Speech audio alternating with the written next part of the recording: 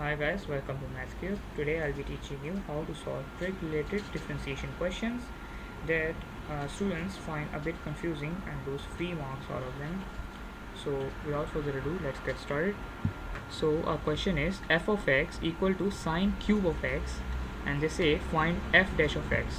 Whenever they say f dash or dy by dx, everything is related to differentiation, not integration. For integration there is a sign for that. I'll be teaching you two methods. First one will be chain rule, and second will be u substitution or any other substitution you can do. So first chain rule, what I'll do is I'll just set it y equal to sine cube x. Let me write it. There you go, y equal to sine cube x. Now I can write it in a very easy form, and I'll show you how. It can be written as sine x to the power cube. That looks easy. Now what I'll do is I'll just differentiate from there. What we'll do is we'll just use chain rule. We'll multiply the power here and subtract it from 1. There you go, 3 into sine x square. Now mostly what students do, they make a lot of mistakes here, and they just forget to differentiate this function too. That's sine x. We have to differentiate this function too.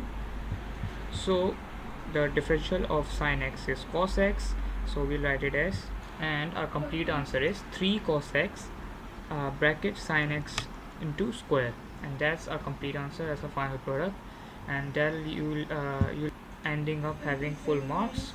Now moving on to the second method, I usually just call it a u substitution method. So what I'll do is I'll just substitute u as my sine x. There you go, I'll just substitute u as my sine x, and now just plug it in. So we'll get, now I'll differentiate y with respect to u. Now that I've got the differential with respect to u, I'll just write it u, that's u, that's not x. What I'll do is I'll differentiate this function, that's u, so that will be with respect to x, and differential of sine x is cos x. Now we will find dy by dx, and to find dy by dx we want to do some working. We can see that we have du by dx and dy by du. So what we can do is we can just multiply to find the product of it, and when you multiply them you can see that du's are on the opposite side, so they cancel out, and ultimately we get dy by dx. So I'll just multiply the products, and there you go, 3u square into cos x. And remember guys, what you have to do is plug back the value for u, so that we get our original value in terms of x.